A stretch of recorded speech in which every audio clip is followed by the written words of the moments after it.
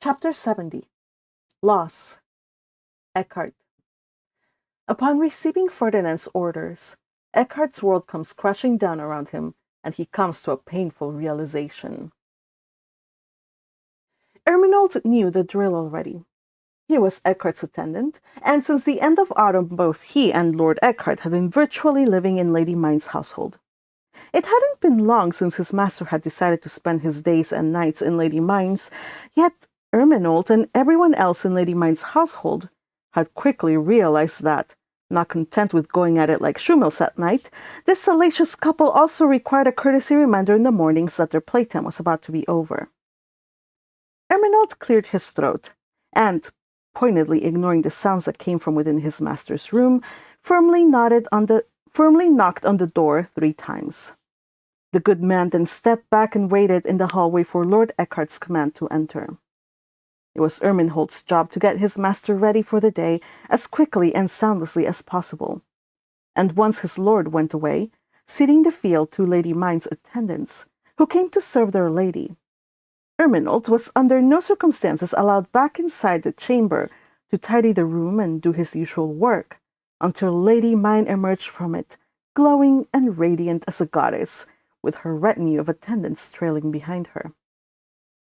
It was a very odd arrangement, and he had once asked Lord Eckhart if they planned to move to a shared couple suite as was customary, but Lord Eckhart didn't see the need to change anything.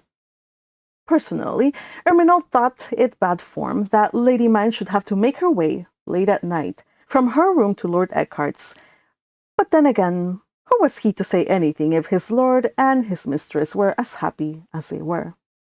For his master was happy, of that Erminold was certain.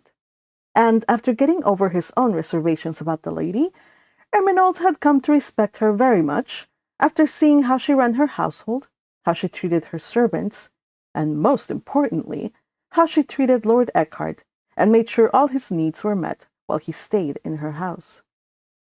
Lord Eckhart's habitually stern demeanor had softened, at least around Lady Myne, and he smiled, even laughed on occasion. Hearing the booming sound of his laughter, a sound both youthful and carefree, had shocked Erminold the first time he'd heard it, for he had forgotten that Lord Eckhart used to laugh in such a way. Erminold rejoiced that after so many years of loneliness, his master was at last coming out of his bereavement and into the bloom of his second spring with a lady most worthy.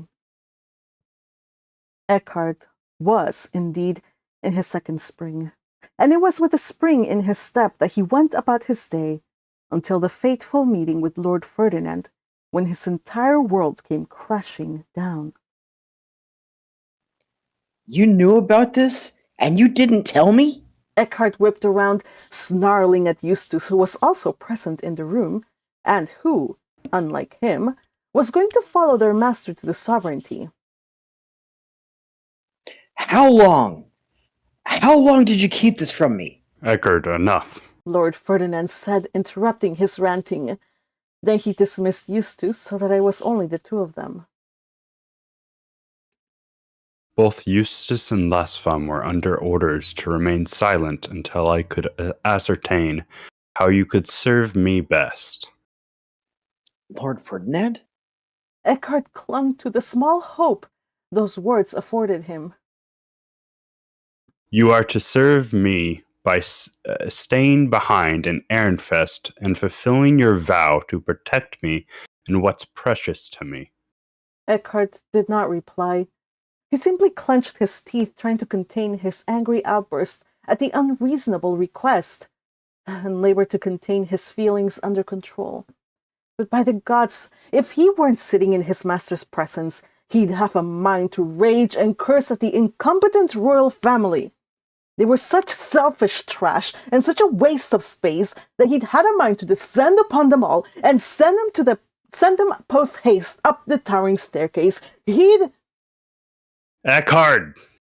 Eckhart blinked and returned to his senses, only to find that Lord Ferdinand had taken out his name-swearing stone and placed it on the table in front of him. Eckhart felt his extremities go numb, his heart pounded loudly in his ears. No, he can't mean it. He can't. Is this some kind of test? Looking at the white cocoon with his name on it, Eckhart's mana stirred dangerously inside him. Dread, fear, anguish, rage swirled tempestuously inside his chest. He felt, rather than knew, that something even worse was coming, and his fear was confirmed when his lord, the one he had sworn to devote himself to for the rest of his life, the man he had chosen to protect and follow to the greater heights if necessary, gave him both an order and a request. Eckhart felt Ferdinand's mana surrounding him, binding him, and growing stronger as he spoke. Eckhart, Lord Ferdinand said, his light gold eyes on him. I order you thus. Stay behind in Ehrenfest, protect my good Duld for me. But my lord, you can't leave. Without you, this duchy will be lost for sure. Eckhart exclaimed, clutching his fist and stubbornly trying to make his master change his mind. For just a second, he felt Lord Ferdinand's mana squeeze him painfully as his will rose against his master's. Eckhart forced himself to calm down, and the pain receded, but he could still feel Ferdinand's mana on him. In the first place, Ferdinand replied. This is a royal order. I am unable to go against it. In the second place, I have been laying the groundwork for the past 2 years when I first got wind of what the royals were after. And as of this autumn, the entire administration of the duchy has been reworked and streamlined so that Sylvester and Charlotte will have no problem to keep the duchy running even after my departure. Lastly, Ferdinand paused as if in thought. I did not expect this to be a permanent arrangement. If all goes well, I hope to be back within 1 or 2 years. 1 or 2 years? Eckhart was horrified. How could he be expected to stay behind in Ehrenfest without his master for so long? The very hope that his lord would return in a few years' time was paltry and laughable if it was meant to make him feel better about the situation. I would rather die than accept such a request. Eckhart thought, and the moment his mind was made up to go against Ferdinand's orders, he felt his lord's mana constrict around him.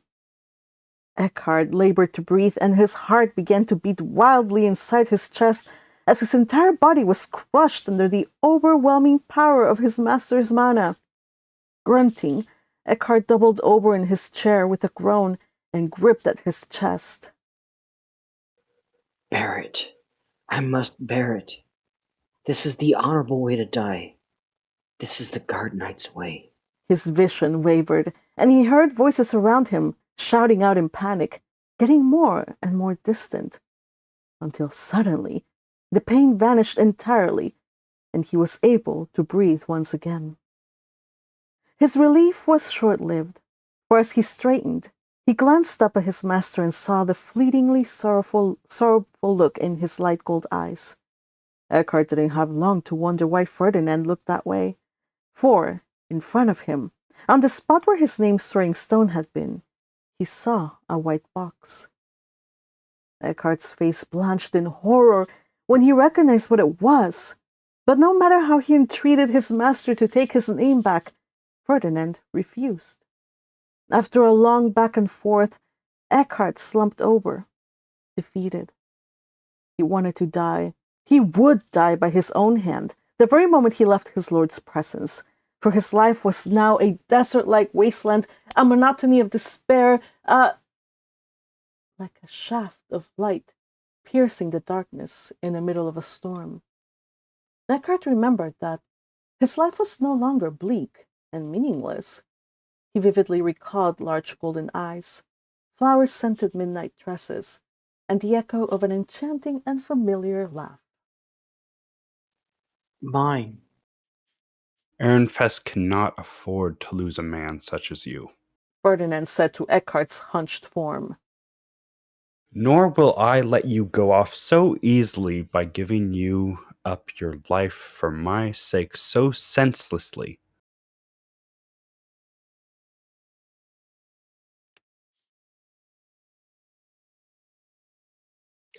Sorry, getting some hot cider.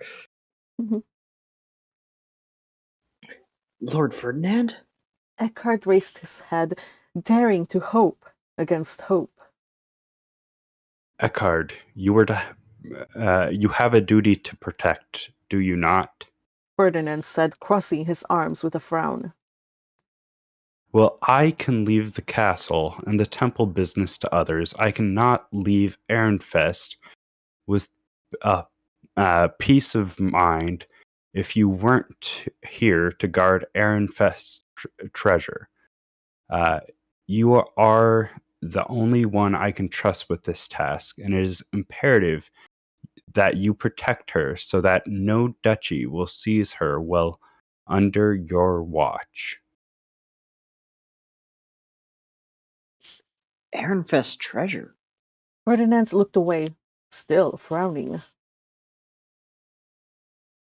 Without Myne's considerable mana contributions, and without her helping to run its various lucrative businesses, this duchy will be in great peril, especially if from the from the greater duchies that have just barely managed to keep in check by allowing them afloat with our surplus mana over the past few years. Eckhart was silent as he reflected on his master's words. You did swear to protect me and all that I held precious, did you not? Ferdinand glared at him. Or did you not make that oath contingent only on me doing as you wanted and taking your name? No! Eckhart said defensively. I made that oath to you before I even offered my name. The oath still stands, now and forevermore. You don't need my name, Swearing Stone, to be assured by my eternal loyalty. Lord Ferdinand's mouth ticked up slightly. Very good. My lord, I will stay and obey. But please, take my name back. For the last time, no. Ferdinand said. I am about to undertake a very perilous mission. Under the guise of the royal family's assignment, should I fail, I will not take either of you along with me. That's all the more reason for me.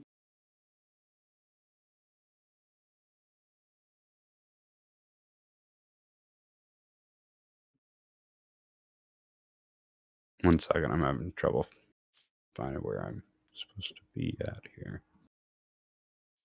I don't see the line before me.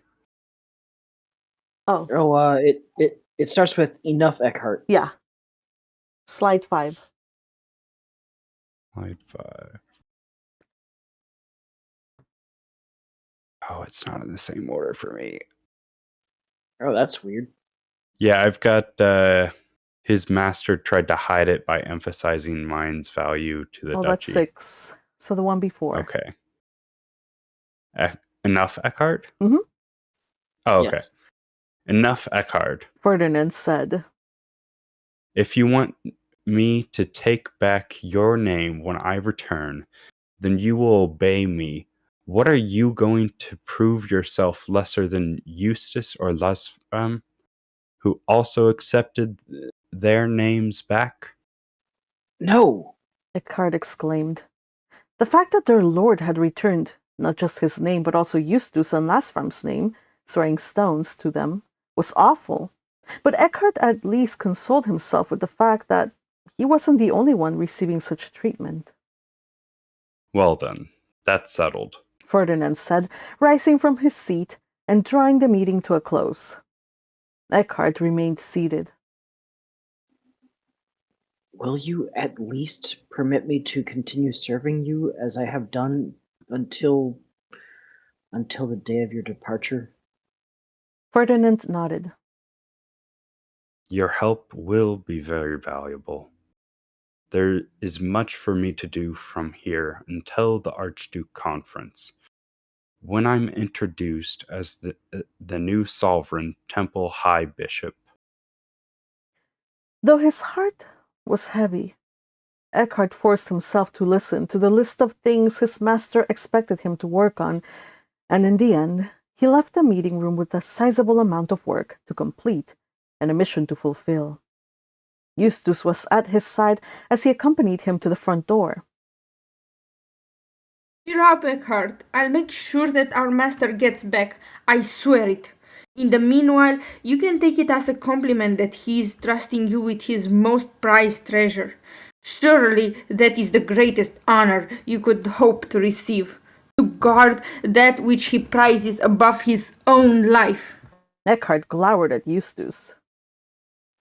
What? Didn't you hear him? He's trusting you with his gedulduch, his most precious treasure, mine. Eckhart came to a stop and felt cold all of a sudden. Eustace had mentioned it once, and he had chosen to shrug it off as something ridiculous. But now, here was, beyond the shadow of a doubt, proof that it was true. His master had tried to hide it by emphasizing Myne's value to the duchy, but his face had looked pale and even desolate as he'd spoken. Eckhart now knew that Bluanfa danced in his master's heart for Myne, and he cared for her so deeply that he trusted Eckhart with her at the cost of his own personal safety. And if his lord loved Myne, then Myne hadn't been just wasting away foolishly. The poor girl had had a reason to hope for so long, and to fall to such despair when Lord Ferdinand had rejected her. Eckhart clutched the small white box in his hand. He wanted to crush it into powder, and the fervent wish that he could just die returned to him when he realized that by taking Myne as his mistress, he was in the way of his master's happiness, or at least in the way between two people that cared for each other. Eckhart blindly took out his high beast and flew up into the cold gray heavens above. It was wrong, so wrong that he was the one that got to enjoy the affections of the woman his master loved. Eckhart thought back at how many times he'd taken Myne in the days since the night of Shitzaria and felt a wave of self-recrimination wash over him, realizing that he hadn't just enjoyed nighttime affections with Myne, he'd been unbridled about it. There had been 1 or 2 nights when his need for her had been insatiable, and which had resulted with her taking an entire day just to recover from his excesses. He was appalled and ashamed, surrounded as he was by clouds, flying blindly without direction or purpose. He had half a mind to hurl himself off his high beast and fall to his death. But what could self-destruction do? He had a mission to fulfill, and he had to make up for it all somehow. At the very least, he had to put his own needs and feelings aside when it came to Myne. He had no right to touch her or even hold her. Oh gods, he had no right to bed her, the woman his master loved. However, the most gutting thought of all was that after so many years of not realizing that he had been searching for peace and solace, he had finally found them in her embrace and caresses, only to have them torn from him just as he had discovered how much he needed them. Myne. Eckhart blinked and found the clouds parting before him. Below was a familiar sight of Myne's mansion. It seemed that, distracted as he'd been, he'd made his way there, instinctively drawn to the comfort and warmth that he knew resided within. Home. The mere thought of losing it all, the home he'd only just found, and the happiness that he'd let himself believe was within his reach, left him gasping, as if someone had stabbed him and left a gaping hole in him. Now that he knew what was lost to him, his eyes were open to the final devastating truth that he had to face. He had no right to love her as he did. End of chapter. Notes. Thank you to Absolute Color for proofreading and Torturan for a few helpful euphemisms.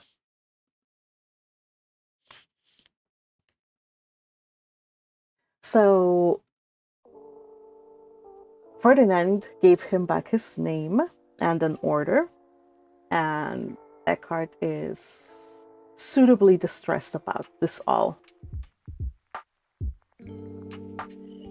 Eckhart went so far as to try to end it. Yep. Of course he would. He's a murder doggo. I love how somebody posted something that I wanted to laugh when I saw it. Here we go. Teal. It was you, Teal, of course. Says the murder puppy has to go to the kennel. Well, Ferdinand goes away for business. Oh my gosh. That is so accurate. That's so accurate.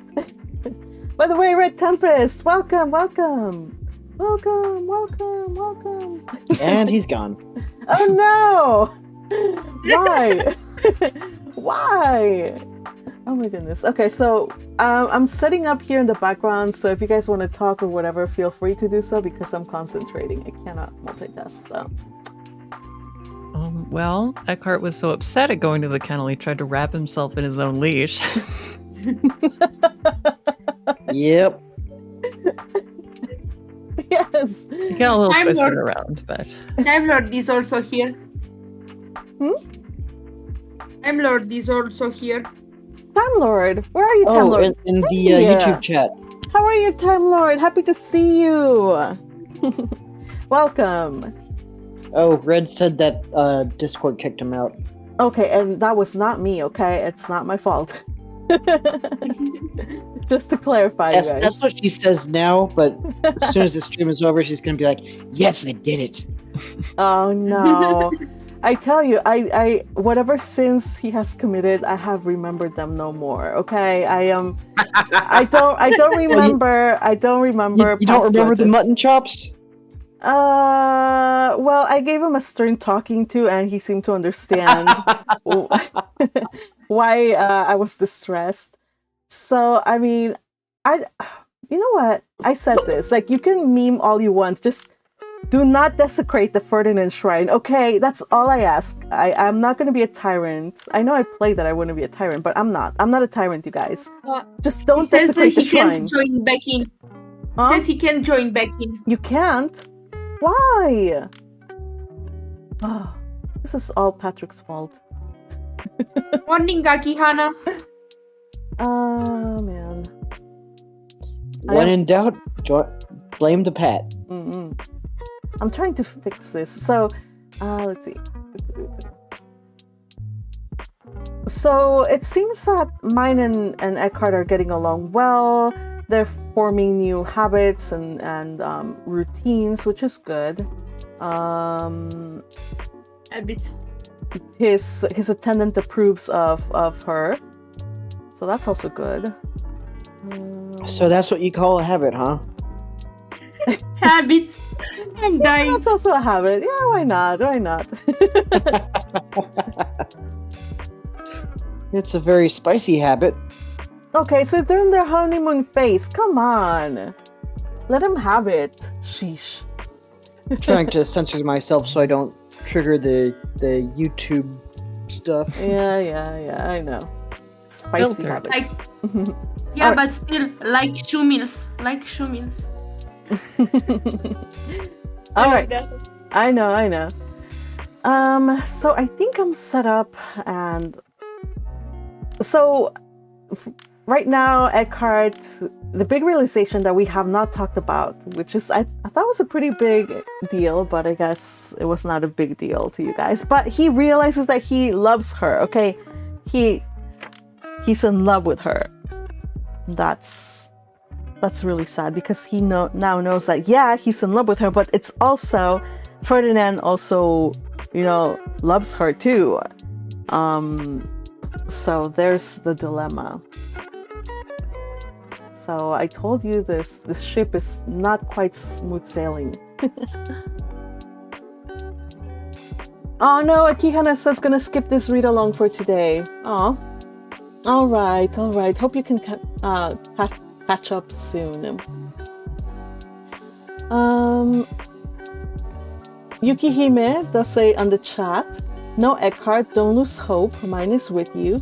So we'll see. We have to see what's going on. For the next chapter, we are going to be doing a Myne POV with some Eckhart as well. So let's see what happens, okay? Alright. Let's do chapter 71, White and Red Flowers. Myne, Eckhart. Summary. Myne finds out that Ferdinand is leaving.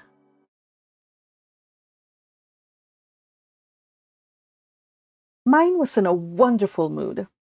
Today, after several weeks of experimentation, she and her scholars had finally been able to recreate a magic tool that worked like Veritas, sans the lethal capabilities and mana blade form.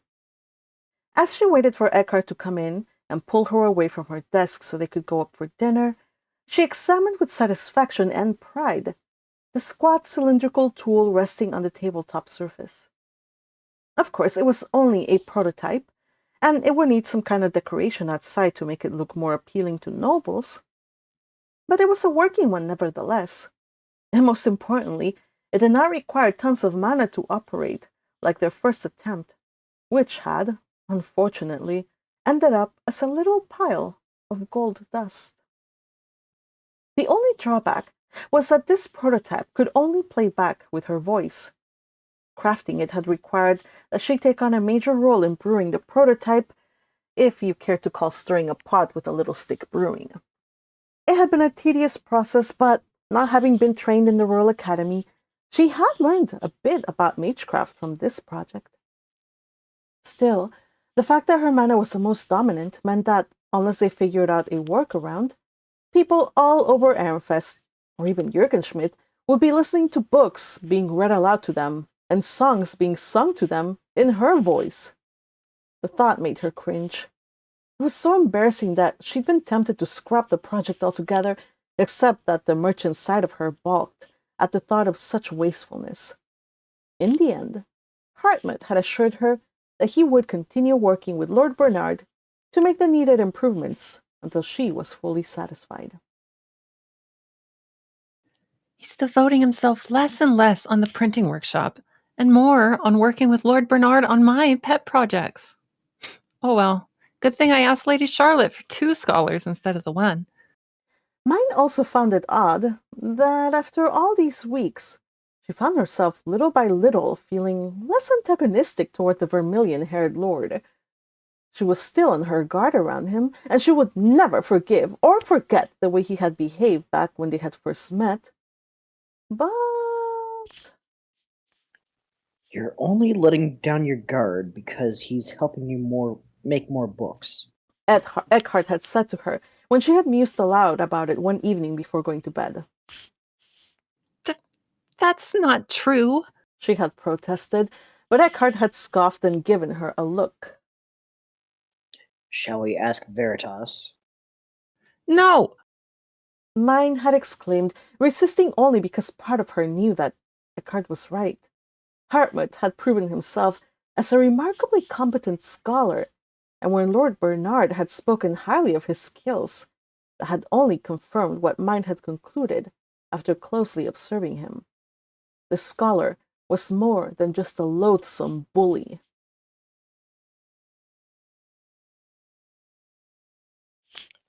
In any case, Eckhart said, interrupting her thoughts by suddenly rolling over her and pinning her hands over her head. I don't appreciate you talking about other men when you're in bed with me.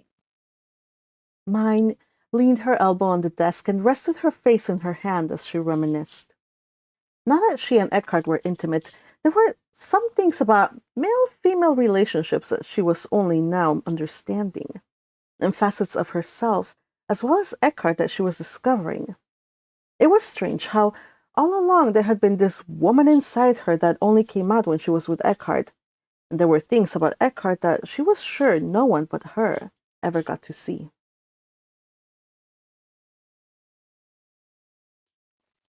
You're lovely when you're smiling. A familiar voice said, scattering her thoughts like paper in the wind.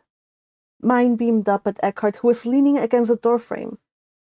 He was smiling at her, but he looked tired, sad. Mine's impression was that he looked almost wrung out. However, she knew better than to ask him about it right now. Besides, he had brought her flowers, a beautiful bouquet of red Amelia blossoms. Eckhart! Mine said, standing and receiving the flowers with surprise and delight. What's this for? You sent me white Amelias just this morning. Eckhart smiled and gave a little shrug. I just felt like bringing them to you. Mine remembered the fresh, fragrant blooms that Delia had placed on the bedside table just that morning when her attendants had gone to wake Mine up. Mine had rubbed her sleepy eyes and blushed at the humongous bouquet of white flowers. Amelia blossoms had different meanings depending on their color. White was for passion, yellow was for gratitude, red was... what was it? Oh, yes, farewells. This man, this adorable, absurd man is bringing me springtime flowers in winter, and he doesn't even care about what they mean. Mine knew enough by now that it was pointless to tell Eckhart not to bring her these expensive blossoms. Ever since the start of winter, he'd been showering her with all kinds of presents, far more than when they just started courting last year. Mine had protested, but had soon given up. The more she protested, the more he doubled down on this absurdity, so all she could do was one-up him with gifts as well as meals. What they now had was a never-ending loop of gift-giving, something that in all her life had never happened before. I won't even ask if they were expensive, but I have an inkling you're quickly filling Lord Vicentia's coffers with your money for my sake, and I'm not sure I deserve it. She laughed as she got on her tiptoes and pulled slightly on his shirt. It was her signal that she wanted him to lean toward her so she could give him a peck on the lips. Instead, Eckhart smiled and patted her head. I'm glad you like them. He said. Shall we go up?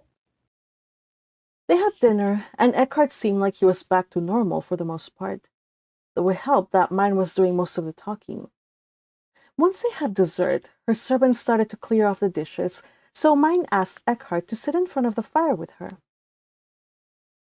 You look tired. Come, sit with me. Mine patted her lap, inviting him to rest his head there. Eckhart liked it when she petted him. He hesitated, but in the end gave in and stretched next to her on the couch.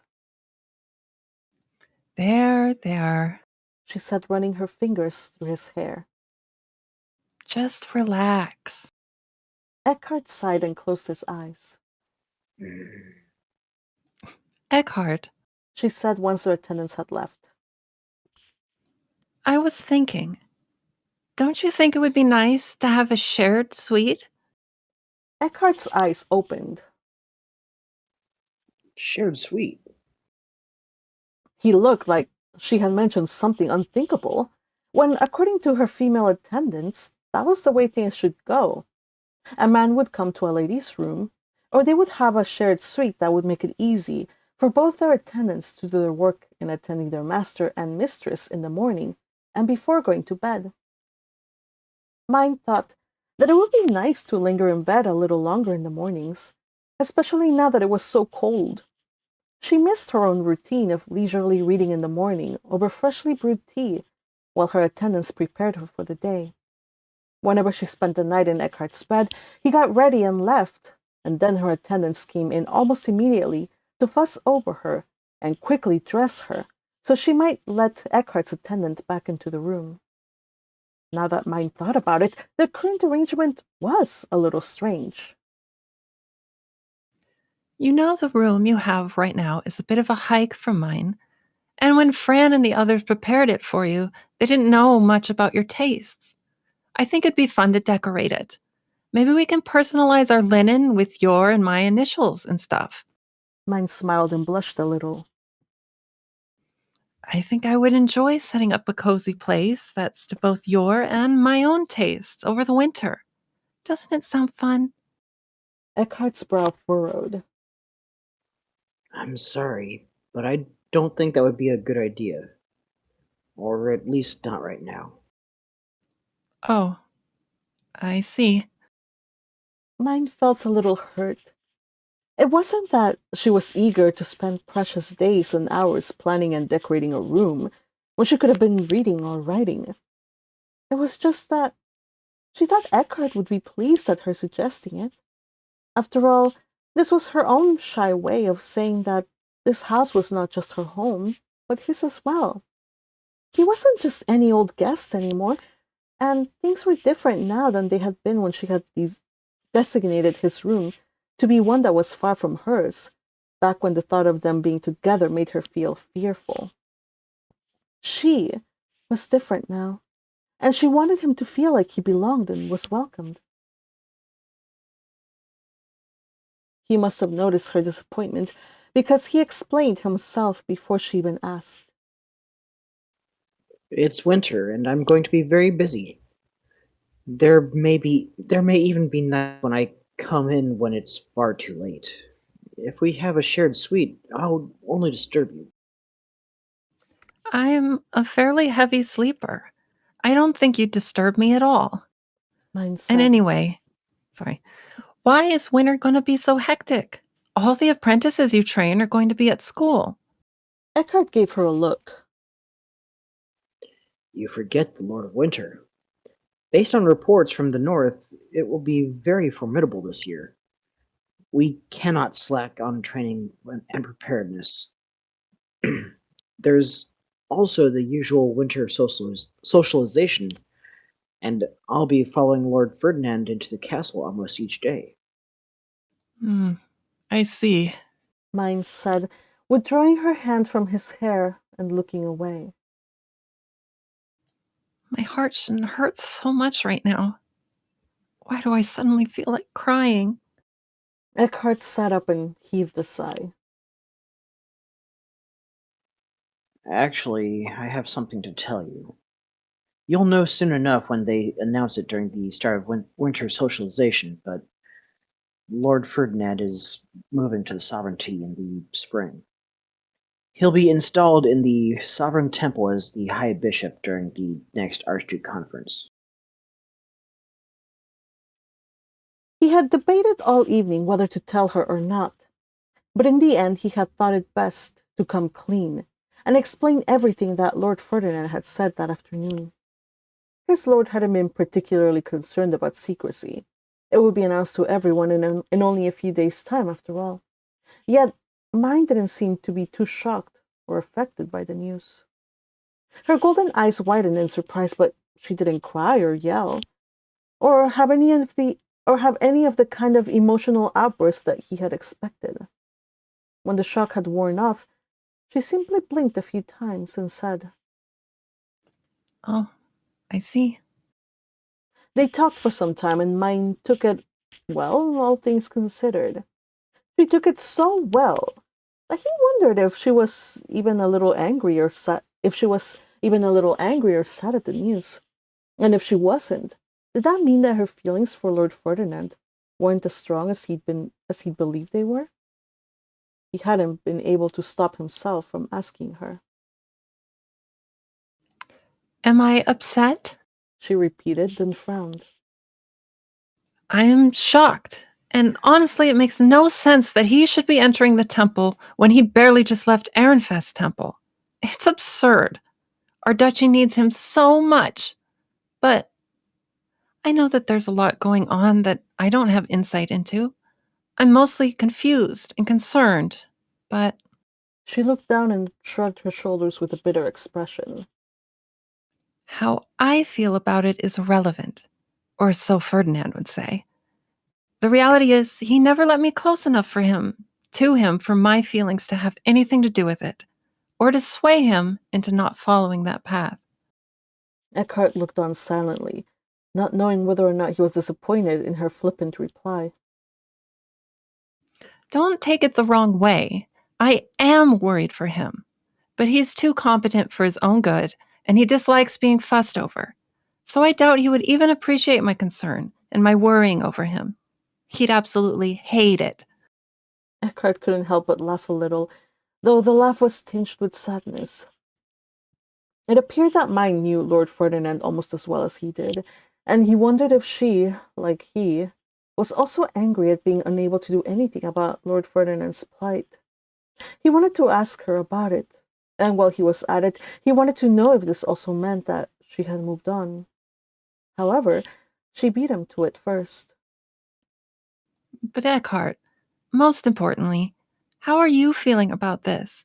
You said he's going, but you made no mention of if you're following him to the sovereignty. Is that all right with you?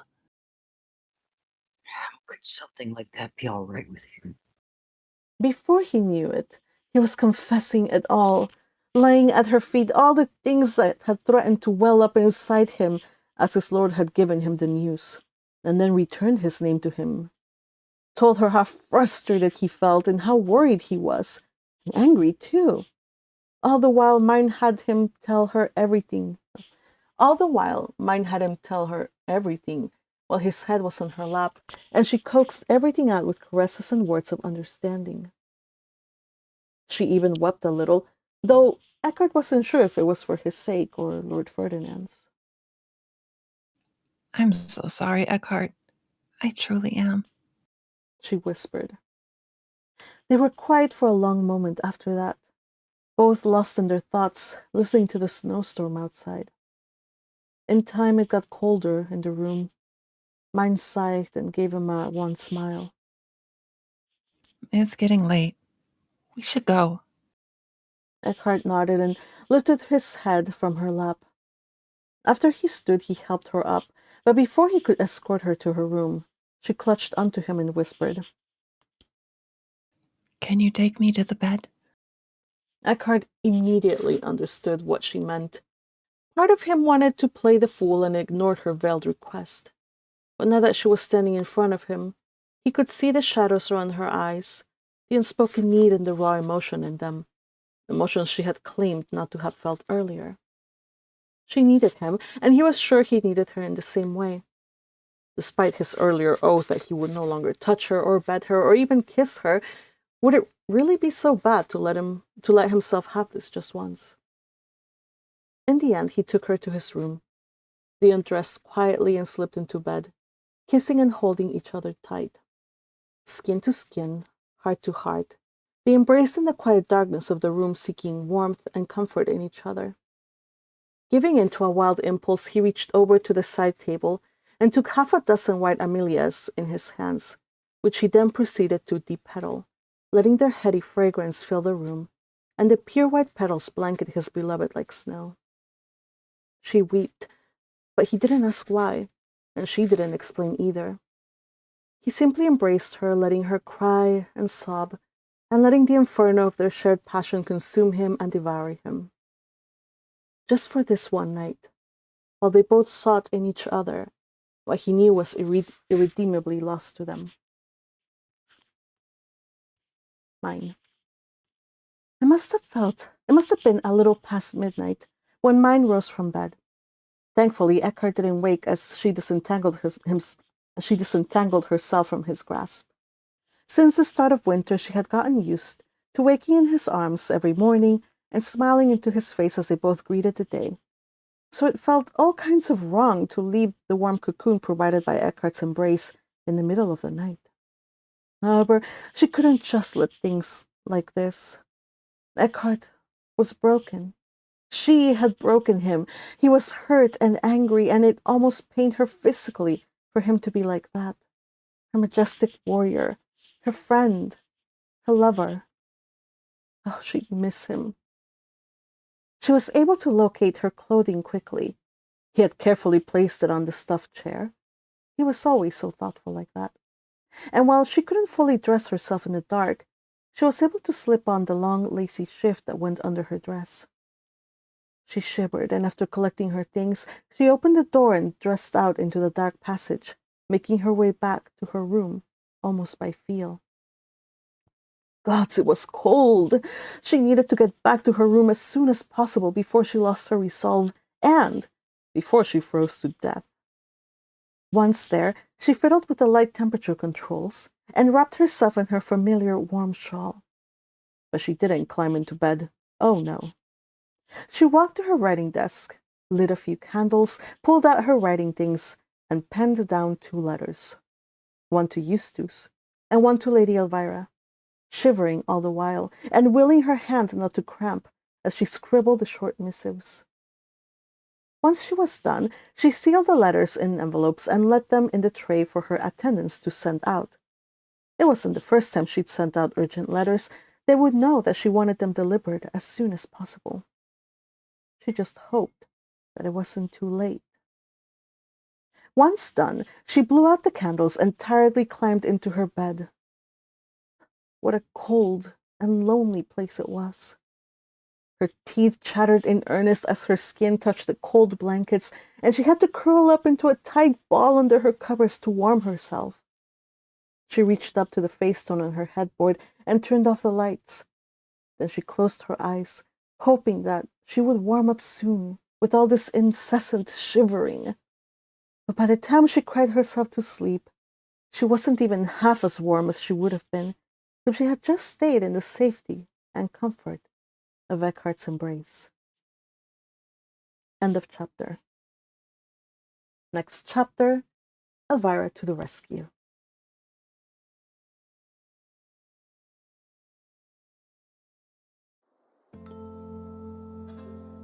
So, you guys, it's been an hour since the stream started. Are you guys down for another chapter, or should we leave it for Monday? I'm down. Okay. Yeah, me too. So yeah, we can't end this. This is too depressing. This is a sad note to Yes. end. It's not by the depressing. way, It's just sad. What's up? Time Lord Boy wanted to let you know that he's going to be picking up a gothic romance. Ooh, which one? Let's see. Historical. Devil Water. I've never heard of that one. Red Tempest. I did not ban you. Few months in the doctor's clothes. That's all. Okay, I'm trying to. I'm not sure why Red Tempest can't join.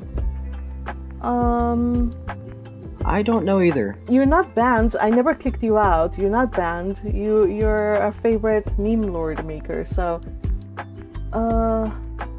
okay. So I hadn't heard of the book Time Lord Boy. It's a historic romance novel. All right. So if it's okay, so here's the thing, you guys. There are love stories and romance novels. Okay, just here's the thing. Here's my little spiel, my little TED talk. Usually, love stories written by men end up with the characters not ending together, or in many cases, the girl dying or the girl going with somebody else. Kind of like La La Land. Okay, that's a love story. That's sorry, generalizations. Romance novels written by women, there's always a happily ever after. So just check the writer. Always. Yes, always. I thought you were going to mention how men writers describe women on their book. Right? Me too. Yeah. Actually, yeah. That's not a love story. That's erotica. There are eroticas written by women who they put in romance and happily ever afters there. But that's not the case for. I'm just talking about the general. I know there's erotica, and she boobily boobed her way down the hallway, whatever. But I'm just saying, like, I'm wondering who's the author, just so I can know if it's a happily ever after or not. Of course, for some writers, it's all about, self-expression and undergoing all kinds of angst because of love and stuff. So I get it. Magpie, Crusher has a question. Are they Eckhart and Myne in the mana sensing range? Okay, so here's the thing, and I explain it later, but I'll just explain it now. So when she was still in the temple, when she finally got her sensing, it was super faint, but not almost not there. And now they can't sense each other. However, he has the 4-step compression method. So if he compresses, maybe he can sense her, maybe. So, but yeah, we'll talk about it more. So with that in mind, does that mean they will struggle to have a family? Yeah, but I think they'll be happy even if it's just adopting a few kids if they end up going that route. So, I mean, you can make a family of your own, or you can build a family, So I think it probably will be difficult for them. But you never know what can happen. I don't know. But yes, it does look like it would be difficult. We should move on. Yeah, I think we should move on. Yes. I'm setting up as I'm talking to you guys, because remember I have to. So yeah, setting up in the background for the next chapter. Hold on. I know, Yuki, you're panicking. Case. You must do it now. What is it, Tio? Tio? Double Water is written by a woman, so I guess it has a happy ending. Okay, yeah, that's kind of that's the rule of thumb. It's not the it probably may not have a happy ending, but that's my rule of thumb. I actually check the writer. Like, if it's Nicholas Spark, avoid at all costs. So Red just said he can join other servers' voice chat, but not yours. Why? And he can't post anything on your channel. Oh my gosh. Okay, hold on a second. I do have a thought. What is the thought? It might be something to do with the authentication from Ko-fi. Oh? Has that happened to you before? No, but it's just like the only thing I can think of. It might not be that. Well, I was also thinking, everybody laughs about this, but possibly turn it off and turn it on. Maybe. You guys, I'm having technical difficulties here of my own. I don't know what's happening to my browser. This is so sad, you guys. Hold on. Let me try to see if I can do this another thing. So yeah. Or maybe it's just, technology hates us. Maybe today is just one of those days. I'm doing my best here. Red, I don't know what's happening though. Red, however, is still a member. He is actually one of the few Archducal members here in this channel. So, Archducal levels. But yeah, maybe restart Discord. Try it. Meanwhile, I'm trying to figure out why this is not working. So part of my screen is not showing the thing. I don't know why. But I wonder if I have to refresh. Is this maybe the universe telling us that we shouldn't read the next chapter? I want to read it though. Is it like a issue with our permission that he might have in Discord? I don't know. No idea. I don't think anyone's really altered anything, and he was okay up until now.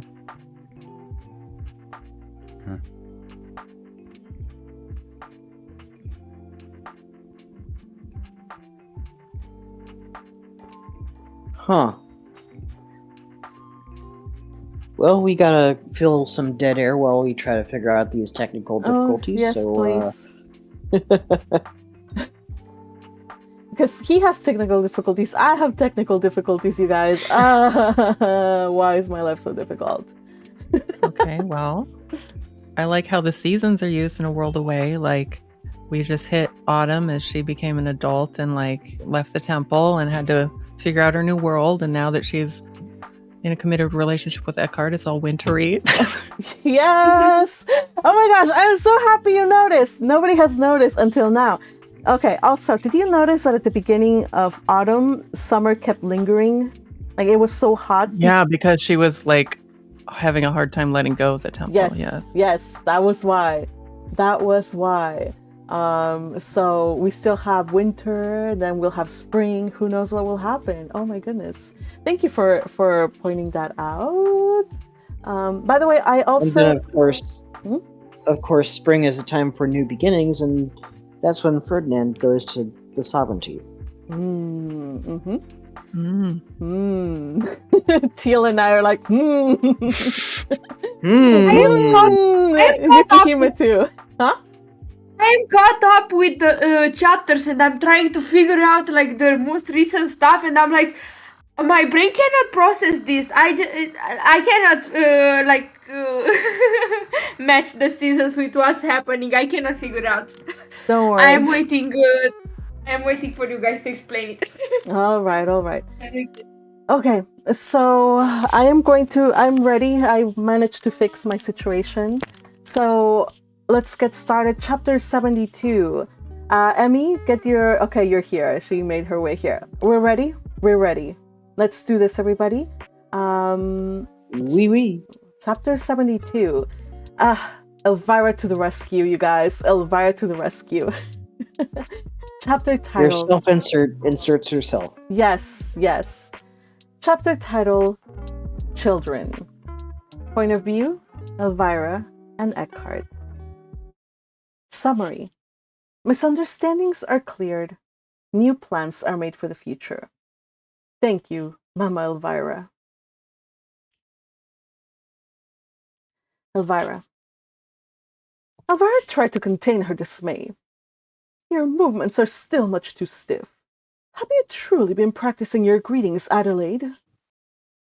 The young girl's golden ringlets bounced as she nodded energetically.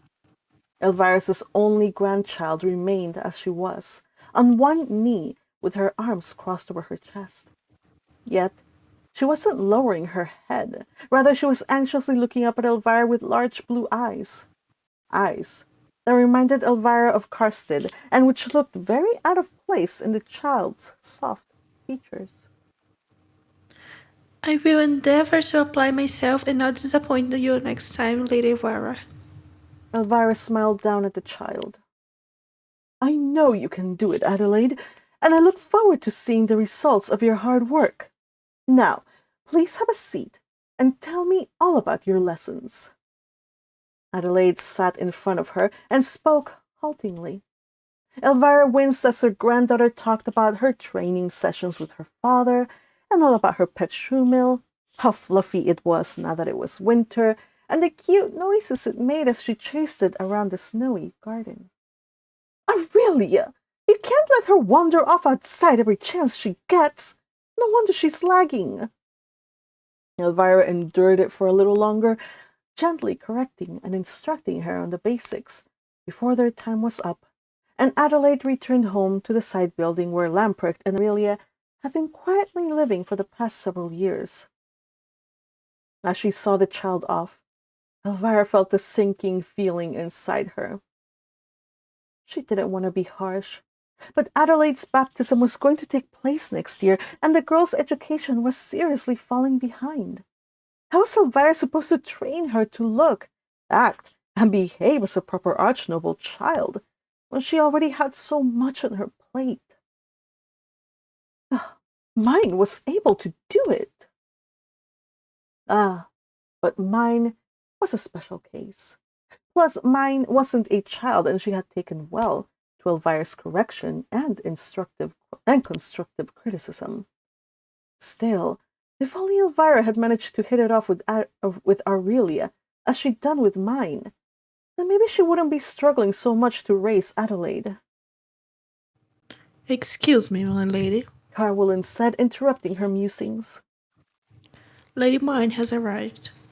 Punctual as usual, Elvira murmured approvingly and went to meet her guest. When Eckhart comes, be sure to bring him in directly. No need to inform him that Myne is here. I don't want either of them to flee. Yes, my lady. Carwillan murmured before she left. Elvira walked briskly to the green parlor. Today was a busy day for all of them. The next day would be the second Earth Day in winter, and so most nobles were in full preparation mode for tomorrow's festivities at the castle. There was just so much to do, and yet this needed to be done. Ordishnell and Miss Theonora help her. She needed to intervene before these two silly children ruined things altogether. Just when I was beginning to have a little bit of hope that things were working out between them. She didn't know all the details, but she knew her son well, and since late autumn, he was almost a different man, reminding her of a younger version of himself. He was almost the same as he had been before Veronica had done all those ugly things to him and poisoned his soul with bitterness and rancor. She had also noticed a remarkable change in Myne. She'd had the unmistakable glow of a woman who was well loved and well cared for. Elvira did not need to get information from servants or Feline, just as she had known that Myne had not yet known the embrace of winter upon their first acquaintance. Elvira could tell at a glance that her first blossom had been plucked. About time, too. Yet only 3 days ago she'd woken up to find an urgent missive from Myne asking to meet with her to talk about her possible adoption. Adoption! What a ridiculous thought! Elvira reached the door to the parlor, and the servant opened the door for her. She breezed in and found Myne, pale-faced and anxious, within. The girl rose from her seat, ready to offer the customary long greetings, but Elvira held out a hand before Myne ever got down on her knee. They had no time to waste. She dismissed all attendants, so it was only she and Myne in the room. Were you able to talk things over with Lord Karstad about the possibility of adopting me? Myne asked once they were alone. No, I did not, Elvira said. I needed to gather some intelligence of my own and ascertain the best course of action before coming to a solution that would satisfy all. Do you care to hear it? Myne hid her confusion and simply smiled. Indeed. Elvira nodded. However, before that, have you spoken to my son about this at all? Myne's cheeks colored. No, Lady Elvira, I didn't. Why? It's been 3 days. Myne's fingers began fidgeting, but she caught herself, and they went still. Eckhart has been busy. Between the winter socialization preparations and my work, we haven't had much time to ourselves. A soft knock at the door was all the signal Elvira needed. She smiled. How fortunate, because here he is now. Myne's eyes widened. What? As if on cue, in strode Eckhart. He did not look happy. Of course he wouldn't. Not after he'd been summoned so suddenly. In fact, he looked like he was in a very bad mood. Mother, this had better be good, because your summons happened to interrupt. He went quiet the moment he saw Myne, who was similarly staring at him, stunned. Then they both looked at Elvira with a frown that indicated that they both felt betrayed. Elvira raised an eyebrow at them and motioned her son to take a seat. I understand that we have no time to waste. However, this cannot wait. Myne, you will have to forgive me, but as you haven't spoken to him, I will have to take matters into my hands. First, you cannot make the decision to leave Eckhart's protection and entrust yourself to my care without first relaying everything you told me first. Eckhart frowned and turned to Myne. What is she talking about, Myne? And Eckhart, Elvira said, piercing him with a steely glare. As your mother, your behavior fills me with deep concern. I cannot believe I raised a son who has failed his duty as you have done. Is it not your job to protect and ease your beloved's heart when challenges arise? Your behavior has driven mine to seek me when she should have turned to you. At those words, Eckhart looked stunned, and Myne exclaimed, trying to excuse him, saying it wasn't his fault. But Elvira raised her hand, silencing her. I realize we are living in uncertain times, she continued. Lord Ferdinand is leaving, and Everest is sure to be in a precarious situation because of it. However, now is not the time to be playing games like children. Myne, you need to communicate what you were thinking and what led you to make such a proposal to me. And Eckhart, you need to get yourself sorted out and decide to do your duty wholeheartedly. I do not blame Myne for feeling insecure when you're not being wholehearted nor open about your feelings. Mine? Eckhart asked, turning to his goddess of water.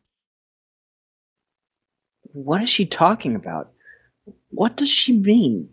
What is she saying about you wanting to leave my protection? Myne looked up and into his eyes, and Elvira could see the turmoil of emotions in their depths. When you told me that Ferdinand was leaving, and I saw how heartbroken you were about being left behind because you had to take care of me, I sought your mother's help. She heaved a tremulous sigh, and her voice got smaller. I said that I would take her up on her offer and ask that she adopt me as her daughter to free you so you could follow Ferdinand to the sovereignty. That way you wouldn't have to worry about leaving me unprotected. Eckhart groaned and sat back on the settee, putting a hand to his forehead. Mine, why would you? I didn't make this proposal with an eye on inheriting and taking from the share of you and your brothers. In fact, I am more than willing to, recompense your mother and father for it. I told you that was out of the question, Elvira exclaimed, unable to believe that Myne had thought it necessary that she pay her for the honor of becoming a Lynchburg daughter. The mere idea was offensive. Mine! Eckhart was similarly dismayed, but apparently for a different reason. Why on earth would you even think of doing something like that? Are you so unhappy to live with me as we have been until now? Myne only shrank into herself. Elvira felt a slight surge of annoyance and huffed out an impatient breath. Eckhart, is it not obvious that a woman who cares even the smallest degree for you will do whatever is in her power to make you happy? If you were moping about after receiving the news that Lord Ferdinand is leaving, and you look woe-begone because you're being left behind to care for her, would she not feel that she is nothing but a burden to you? Would she not seek for the most expedient way to free you from your obligation to her if she believes you do not care for her, even if it's at her own expense? Eckhart looked shocked as the reality of the situation began to sink in. He looked to Myne for confirmation, but the way she looked away from him only confirmed it. Elvira continued, I understand that you both want to do what's best for the other and Lord Ferdinand. That is heartwarming indeed. But communicating clearly and making your wishes and feelings known is crucial if you want to avoid misunderstandings. It is especially important when you want to make such a life-altering decision, Myne. You're a couple now. You cannot make this decision alone.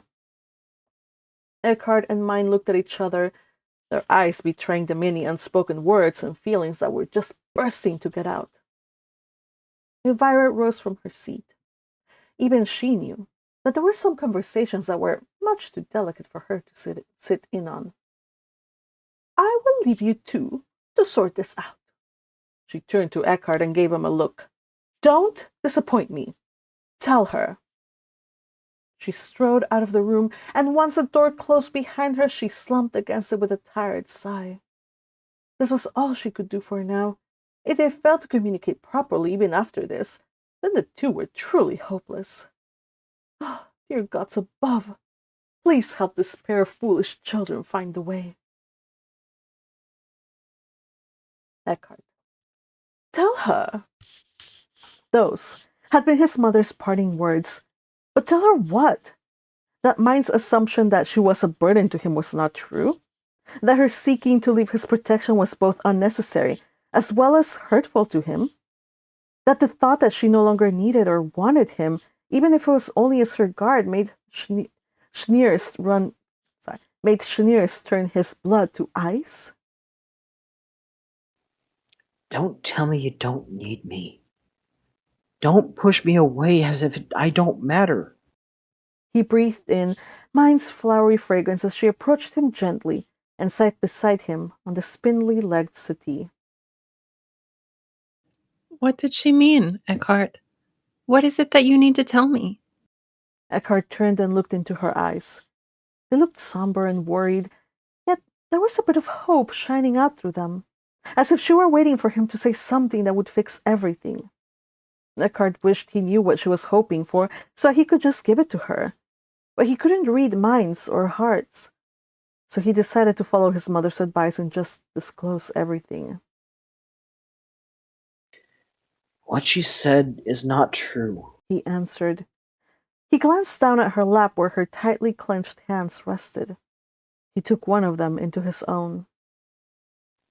You are not a burden to me. I have told you before, you can rely on me for anything. Myne looked down. Yes, but I don't want to be your duty. If that's all I am to you, then I'd rather we just go our separate ways. He gently took her chin and carefully lifted her face up to his. Myne, listen. You're not a duty. You're no burden. I want to take care of you for as long as you'll let me, and I will count it as the greatest honor if you let me by your side. Her eyes filled with tears and her lips started to tremble. But that day, I just can't forget how you looked. You were distraught, like the world had come crashing down because you had to stay behind to take care of me.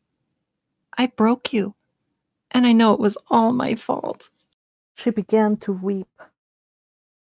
I know you, Eckhart. I know how honorable and how faithful you are, and how broken up you were about being unable to follow Ferdinand to the sovereignty.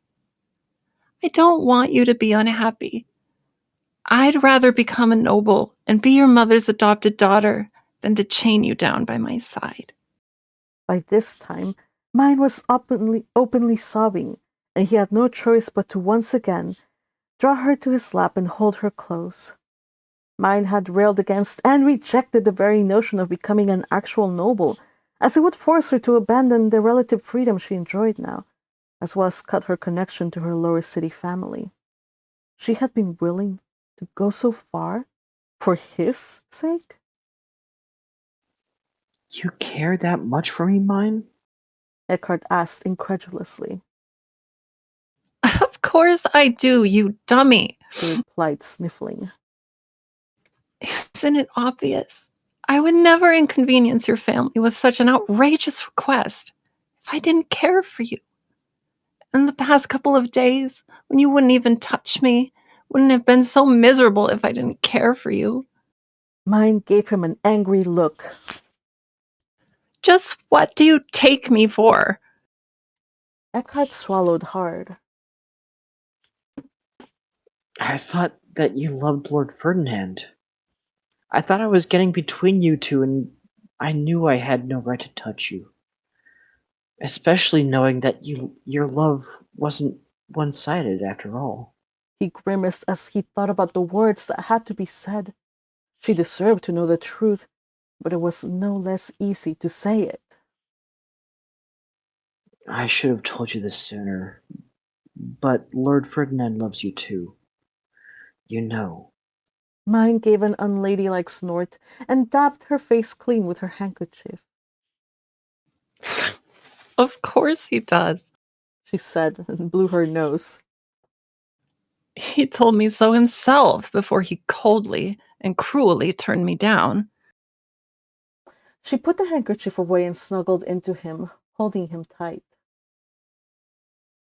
I came crashing back to Earth, and I shattered against the rocks.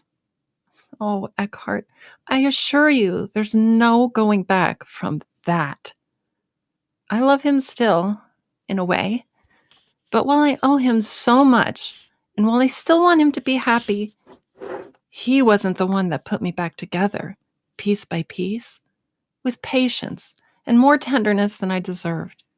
He's not the one I want to entrust everything to. My life, my future, and safety, that one is you.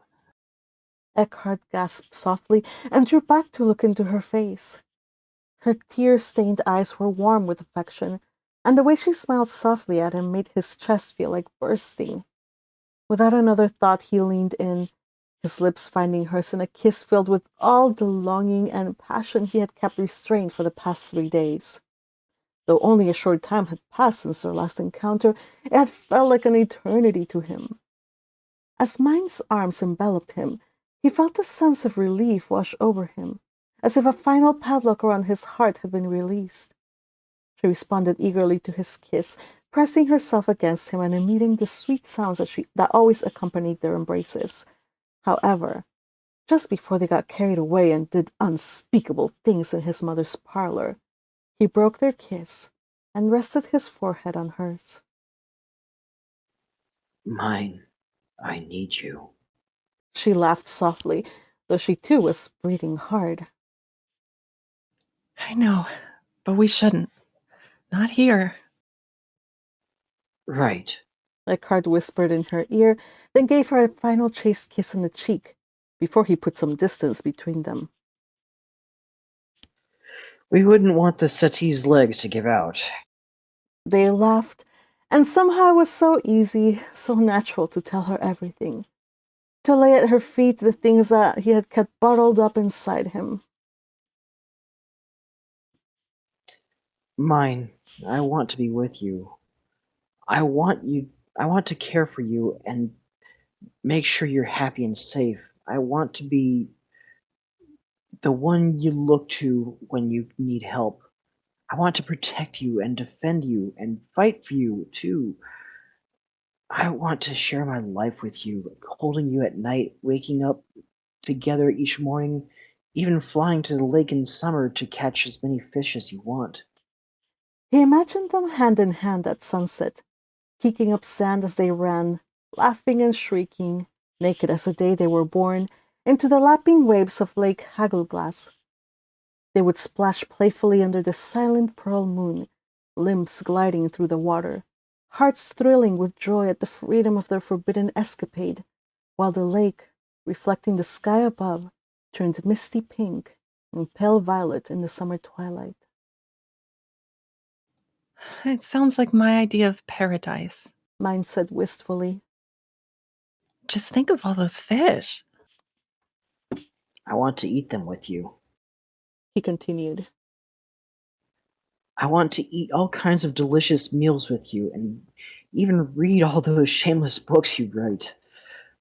And laugh with you and fight with you and then bring you flowers every day.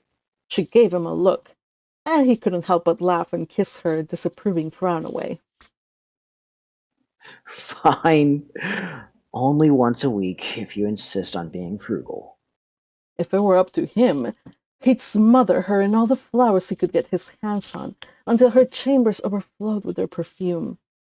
White amelias in the spring, crowns and garlands of sassafrasques and itsinias in the summer. Then he'd dress her in stately blue thymels in the autumn. I'll devour the forest in the winter months to seek out the parus you love so much. And then when you are with that one's burden, He paused, feeling his heart just ache with longing, at the thought of having a family with mine. He continued speaking, but his voice came out hoarse, as his throat was aching strangely. I'll raid every greenhouse, glade, and meadow for you, and fill our home with Ylandwens? Yeah, close enough. Mine rested her head against him and whispered, That sounds wonderful. But what about moonflowers? Will you bring those home again? Never again. Eckhart said through gritted teeth as he held her warm body closer. I'll never bring those cursed flowers anywhere near you. Mine nodded. Good.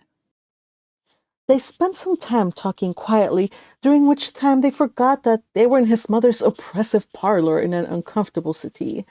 It was like when they were back home, when they shared everything without holding back a single thing from each other.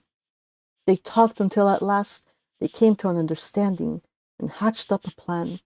Because despite what they both wanted, they knew that they had to put some things on hold. Ferdinand had to be protected, and Mine had to become a noble and learn all she needed to hold her head up high as Eckhart's wife. With that, Mine hopped from Eckhart's lap and went to call his mother, to tell her what the two of them had decided to do. When his mother heard their plan, she smiled at them approvingly and assured them that she would do everything in her power to support their decision. I'll handle your father and make sure to get everything ready, she said, as she saw them off at the front door. But be sure to secure Lord Ferdinand's approval as soon as you can. We don't have much time before spring.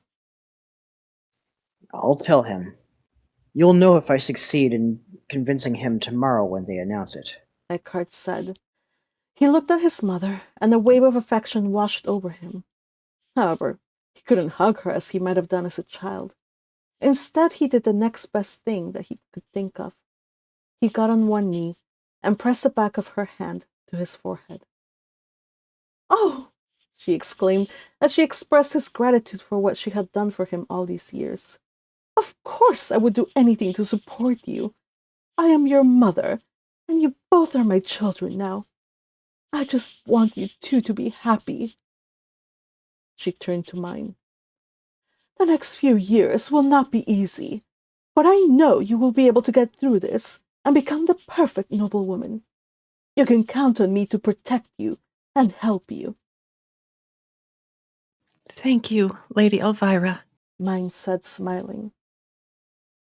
I will be in your care. Eckhart pulled the collar of Mine's fur-lined cloak close around her to protect her from the cold. Then he took her hand in his firm grasp, and after saying goodbye to his mother, they carefully went down the stairs, hand in hand, to their waiting carriage. His mother had called him from work, and he'd been upset at the interruption. But returning to the knight's barracks meeting room to discuss the minutiae of apprentice training, duty schedules, was the last of his concerns now. He was going home with Mine, to relish the warmth of being together, truly together with her, at long last. End of chapter. Yay. I love this chapter. Yeah, I like this chapter too. We needed to finish with this chapter. I didn't want to end with the other one. So sappy. So sweet. Yes, thank you. I love this. I love sappy and I love sweet. I shall take that as a compliment. Yes, yes. Yes. Yes, we needed that. Crusher made some memes. Ah, memes. I shall run to get the memes. Running to get the memes. I am so sad. Red Tempest, I don't know why you couldn't join. Oh, I'm gonna have to. You think it has to do with me? I think I do something. I did not silence you though. I promise Maybe you. On maybe purpose? if Maybe you misplaced? remove him from the server and bring him back again. Should I do that? Okay. Well, I'll I figure don't it know out. if it will work. All right. So after this, this meme, by the way, is wrong. You must be silenced. No. I would not silence you without prior notification or warning. But yeah, we'll figure out a workaround, and I'll see the settings. And if necessary, I'll get you out and then give you an invite to join back in. So no worries. We shall not rest. I love the memes, though. They're all wrong because I would never just kick out somebody without warning. But Crusher here was busy on your behalf, so thank you, Crusher, for the memes. I like this Notre Dame, the Hunchback of Notre Dame meme. Justice! Even though I do not like that you put my face on top of that guy, so that's kind of offensive, but I shall let it pass. All right, so back to this sappy story that we have. Okay, so it almost looked like things are gonna end up bad. What, Crusher? What? Eckhart pulled the collar of Myne's. And it's cropped, so that's all it says. What? Are you being naughty? I think he's being pointing naughty. out your naughty phrasing. Well then. Eckhart pulled the collar of Myne's fur-lined cloak close about her to protect her from the cold. You guys, oh my gosh. Once I wasn't part of this. You know what? Like I was actually like thinking, oh my gosh, when he says something, when they read the part about the skinny dipping, they're gonna lose it, and it's the collar that. Really? Not the skinny dipping, but the collar. I'm just posting whatever Red Tempest tells me to. You sound like death. Holy cow, dude. Goodness gracious. Oh my goodness. Crusher, I'm glad you're still with us, but be careful with your voice, man. All right. Yes, so- preserve that for our karaoke night. Yes, we are doing karaoke night next week, so that'll be fun. I'm curious, Nosh, how was your first experience with World Away? This was interesting. It wasn't bad though. It wasn't bad. It was just a little different. But I haven't really read a lot of fiction in general in my whole life, so I'm trying to kind of expand my horizons a little bit. So. Okay. There's a lot of fanfics, so like there is no need for things unrelated to Bookworm. There is a lot of fanfic to go through.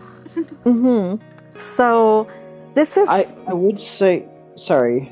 I would say if you're interested, go ahead and go to the back live streams that we've done with this story. You'll get the full scope of Right. Yeah. Yeah, that probably would be a good idea. I just figured I'd pop in. And I'm glad you did. I'm so So, glad you did. Yeah.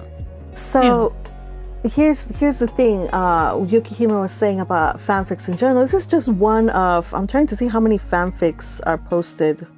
So far, there's 599 Ascendance of a Bookworm fanfics just in AO3, at least.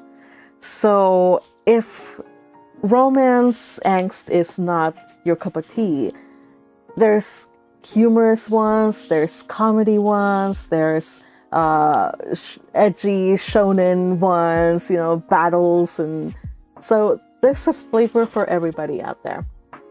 But I do hope that you join us again for A World Away.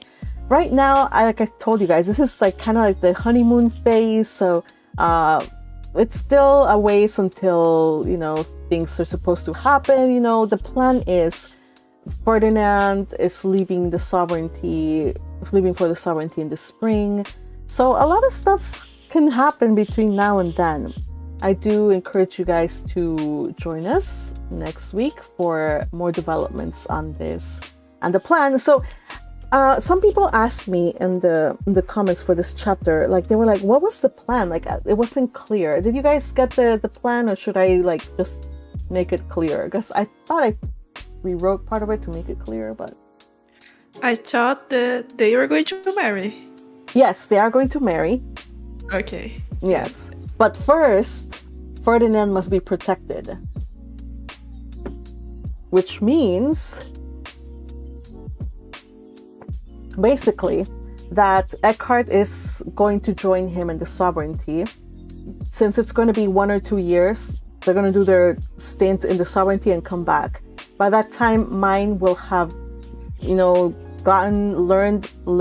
a lot of the curriculum, taken some exams, and then they can get married, and because she can be a proper noble. So the plan is, while he goes away, she will study, she will get like special permission to take her exams at the sovereignty, and so on and so forth. So that's the plan. You okay over there, Yukihime? Yeah, that's the plan. That's the exact plan. Yeah, that's the plan. So yeah. But plans are made to be broken, And another thing, because Crusher doesn't have a voice and Red Tempest has been silenced, so the memes on the Discord have been made by Red Tempest but posted by Crusher in private. Yes, thank you. It's funny that these troublemakers have been silenced by the universe. I had no hand in this, you guys. The meme makers have been silenced. Sure. No, I'm serious. If it were me, I would have just done like a blanket, like silencing of all the mischief makers. Patrick, you would have probably joined them. But I'm Eckhart. I know we would have. That's what I'm saying. I would never do that because, like, as much as you guys are naughty at times, like, what would be a stream without you guys? It wouldn't happen. So it's not me. It's not me. All right. So we had Lady Elvira also stepping in to like kind of mediate between those two, because Myne wrote 2 letters, one for Lady Myne and one for Eustace. We'll figure out what was the other letter to Eustace later. But the one for Lady Elvira was, I'm gonna take up your offer for adoption, after all. So, yeah. All right. So I think that covers today. I think a few of us are under the weather and should probably call it a night. I will be. Thank you everybody for reading today. By the way, Nosh, congratulations. It was your first time joining us for A World Away, and you had to read Ferdinand. Of all voices, you read Ferdinand, and I'm so glad you did. Thank you, and applause to our newest member. Please join us next time. Again, we will be reading on Monday, I think. Monday. Yes. I think it'll be still at 5. So I hope you guys join us then. If anything with the schedule changes, I'll let you guys know. Also, Red says, watch out, Patrick, you might be silenced after the stream ends. While Crusher says, she's laughing. I'm dying and she's laughing. I would never laugh. It was. What was that giggle just now? I was not making fun of you, Crusher. Crusher, I would never. I would never laugh at your pain. All right. She says as she laughs again. By the way, Red Tempest, what is this Hartmut and Myne? You're in the wrong fanfic. That is Yukihime's fanfic, and we love it. Let's see. All right. Yeah, but they had a moment. In this one. They did have a moment. We did have a scene with Hartmut and Myne. And Myne is, she's prejudiced because of their first meeting was an absolute disaster, right? He behaved very badly, and so she hasn't quite forgiven him, but it's getting there a little bit. He's turning out to be really useful to her. So exactly. Yeah. So keep working. Hartmut, you have a long way to go. So, but there's hope. All right. There is a light at the end of the tunnel. There is. So this was chapter 72, children. That means that next chapter, it'll be 73, A Sensible Choice, and Elvira POV. Ooh, and then 74, Old and New Bonds. That is a Myne POV, which actually rounds out part 5, I think. Part 6. So we're almost done with part 6, you guys. 2 more chapters, and then we end with part 6. So join us on Monday for that. These are some fun chapters, at least. Yes. They're good chapters. So please join us on Monday. Again, thank you to everybody who read today. Let me just go back to the notes. We had Patrick read Eckhart, Yukihime read Eustace, Nosh did his debut, World Away debut as Ferdinand, Teal read Myne, and Emmy read Adelaide and Carwillen. And of course, your magpie did Lady Elvira. You guys, thank you so much for joining us. We will see you on Monday or on Sunday if you're part of the crew and you want to read some Hannelore. We'll be reading that on Sunday. Oh shoot, no, not Sunday. Well, maybe yeah, after I come back. Oh well, we'll see. Keep posted. Like and subscribe. Like, subscribe, share, etc., etc., etc. Bye, everybody. Take care. Have a beautiful weekend. Goodbye. Bye. Peace.